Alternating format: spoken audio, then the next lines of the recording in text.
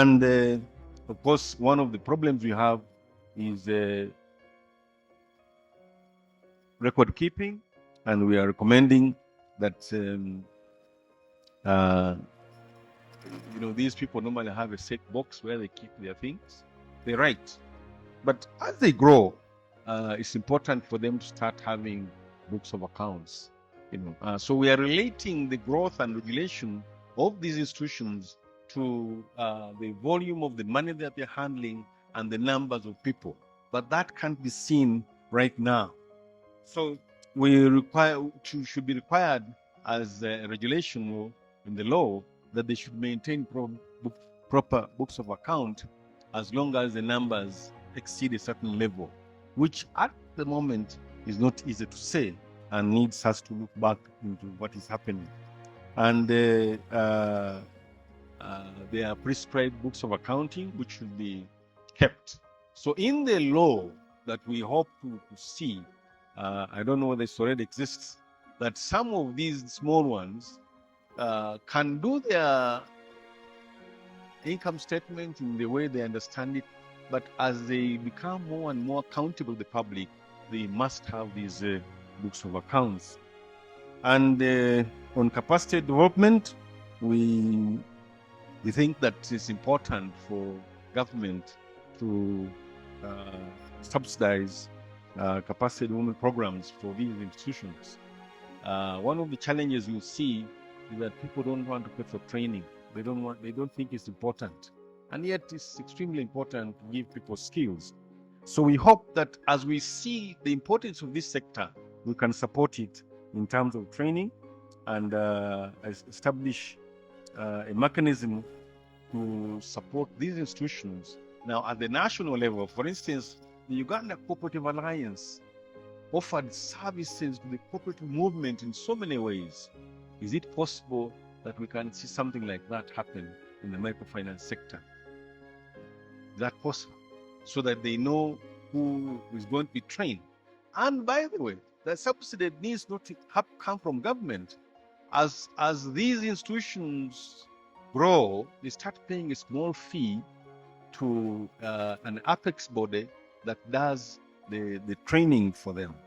So we hope that these institutions can have some training fee as part of their savings, be able to improve themselves with time. On security and safety, of course, the small ones have a box where they keep their money, and we think that as they grow, they should open a bank account. Now, I've experienced this. My ladies who I supported, initially they had a bank account, but they got out of that one because they thought it was expensive.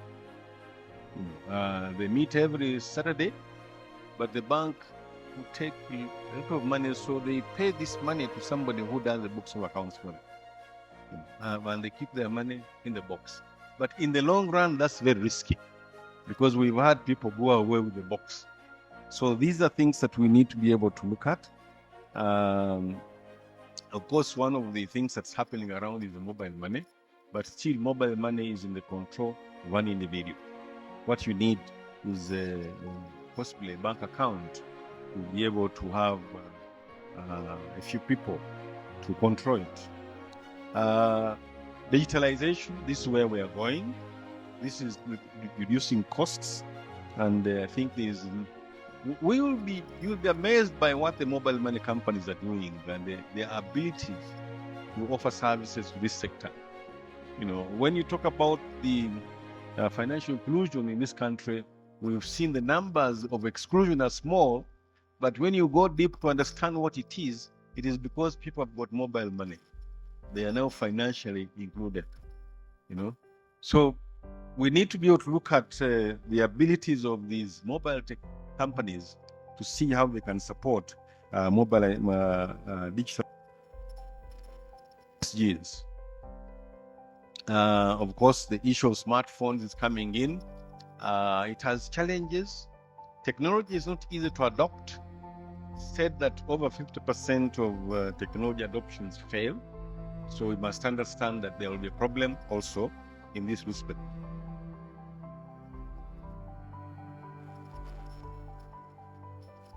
So we'll need to see that the technology platforms are supported, possibly by government, through creation of such institutions.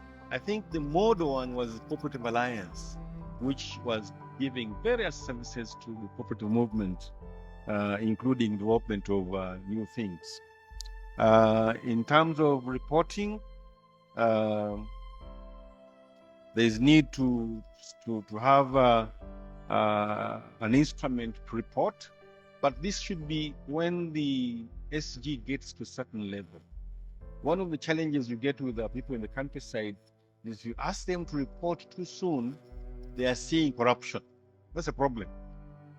So we need this to thrive to a certain level before they go to the reporting mechanisms. And on linkages,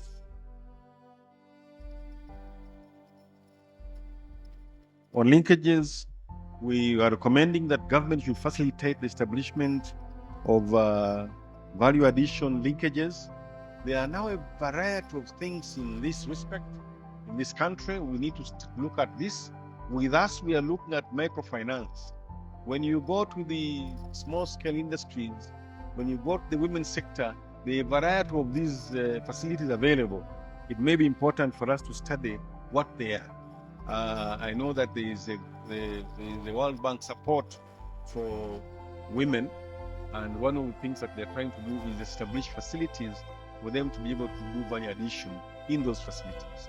And yet already there are some presidential initiatives, value addition facilities around the country for the purpose. So we should be able to understand what these are as we support these people, because we are simply looking at the money aspect, but we should link it to the production aspect. If we don't, then we'll talk about money, and these people may lose the opportunity to use what exists to improve them. So we hope that the financial institutions can be part of this, so that we can improve the sector, because we are all in the same sector. And we are recommending that there should be an apex institution like the Cooperative Alliance that does this. You had some talk about federations. I think these national apex institutions to support microfinance will be important. Some kind of a training institution, some kind of, for instance, where are these financial institutions going to get their training? Where are they going to get their advice on taxation? They have challenges in the economy. So, Minister, these are some of the findings and recommendations, many of which are contained in the detailed report. But we hope that the experts here have been able to pick a few things, and from the report that we made, and from the report, the keynote was by Dr. Chantal. Thank you very much, and I hope that you enjoyed the